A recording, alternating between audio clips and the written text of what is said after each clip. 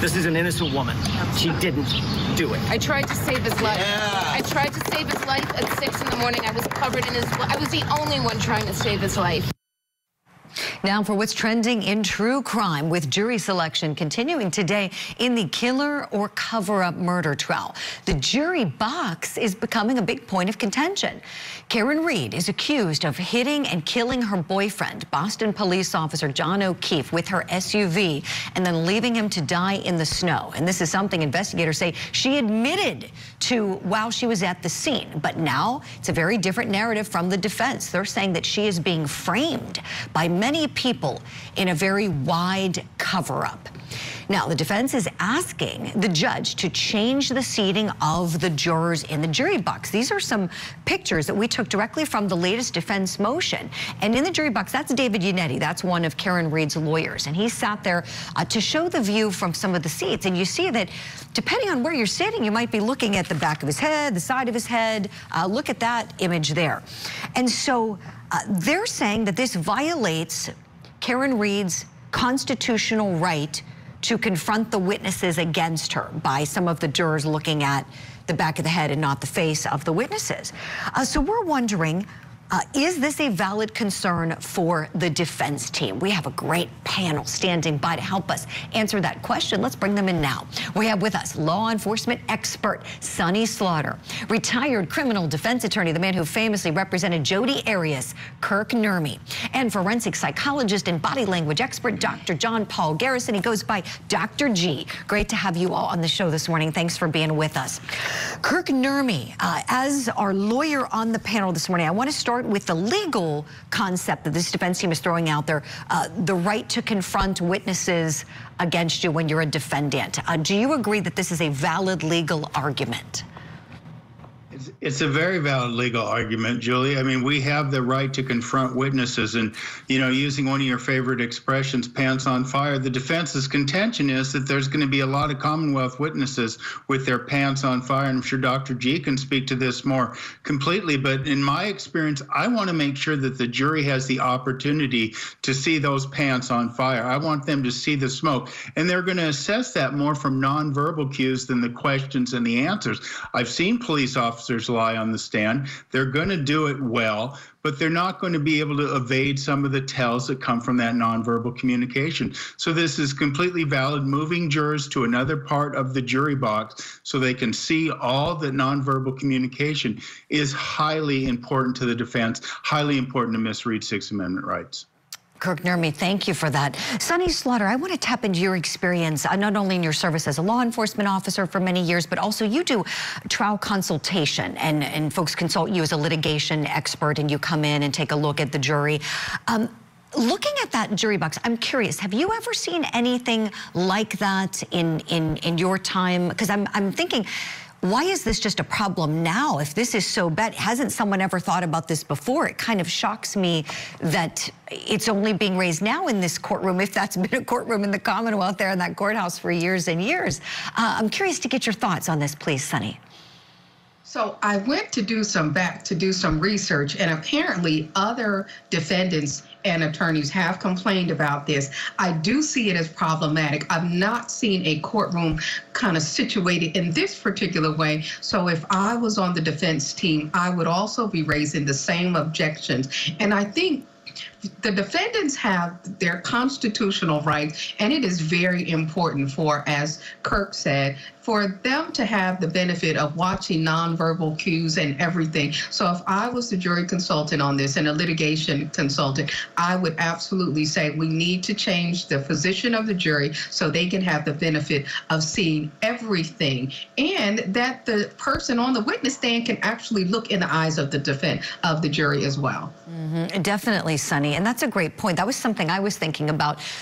When I do have time to teach trial advocacy, I always teach that when you're a witness, you want to be looking at the jurors, making eye contact with them, connecting with them. Dr. G, this is where I want to bring you in on this conversation, please. How beneficial is that human connection, the eye contact, especially with the members of the jury in a case such as this one? It's exceptionally important. There's good research that shows that even nuanced body language, nonverbal communication can have a dramatic impact on how believable somebody is, whether it's an expert witness or somebody providing other types of testimony. So it's exceptionally important that people get to see the face, because that's where we read most of the nonverbal communication. Appreciate it, Dr. G. We'll see what happens as they raise this, but I think we can all agree that this is certainly a valid concern. And I would think the Commonwealth would want their witnesses looking at the jury as well. I would be shocked if there's any opposition to this motion. So hopefully they can get this squared away today before the jury is seated. Let's turn to some other big trending news right now. The father of beautiful Harmony Montgomery will have to be present for his sentencing. That's right, this after the judge allowed him to sit out for most of his trial. Now, Adam Montgomery is looking at life in prison for murdering his daughter and hiding her body. She was 5 years old at the time he killed her. And he was there for the jury selection, you might remember, but then he wasn't in court at the time the verdict was read. As to charge ID 202-7112C, charging the defendant, Adam Montgomery, with the crime of second-degree murder.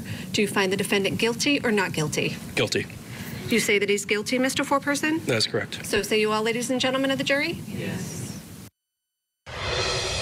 Yeah, he wasn't there, right? So day after day, that New Hampshire jury heard brutal testimony about a guy who was absent from court. And now the judge is ordering him to be present at sentencing. And so we're wondering this morning, is this guy going to still try to come up with some bogus way to skip his sentencing on May the 9th? Let's bring our power panel back in.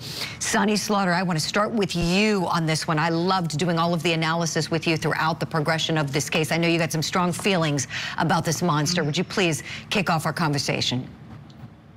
He had a constitutional right not to be present, but the arrogance is beyond me. It is beyond the pale. I'm so glad that this judge said, no, not happening, not this time. Will he try something? Yes, I think he may, but I hope that the judge brings his butt in there regardless, and that she makes him sit through every victim impact statement and hear every single word. I hope so, too. I can't wait. You know, and I feel sorry for his lawyers. Kirk Nurmi, let me tell you, these lawyers had a tough job with that guy as a client. Would you talk to me a little bit about the battle they might be going through with this guy and his resistance to come to court? Well, you know, ultimately, I've had clients do the same thing. They're not going to come to court, and in Maricopa County, there's some kind of verbiage that the prison staff is to use all reasonable means to make sure somebody gets there. And with somebody like Mr. Montgomery, I'm sure the guards will take delight in using those means and making sure that they are there. But you know, ultimately, there can be a real disconnect more often than not. I mean, a lot of people think that a defense attorney believes in their client's innocence. They're really there more often or not to protect their constitutional rights. Quite frankly, they were probably happy that he wasn't at trial, so they didn't have to deal with him. They just went through the motions of the trial, and they are going to go through the motions of the sentencing with him. It's always tough for every party involved to endure that and to hear that pain perpetrated into a courtroom. But the victims certainly have the right to do that, and you know, I'm sure they'll be happy to be done with him, as will the rest of us. Yeah, I really appreciate you saying that, Kirk. It was a blessing probably for them not having him there. And might I say, those attorneys did a fine job, as you said, Kirk, protecting his rights. We watched it in action. They were tremendous and did all that they could.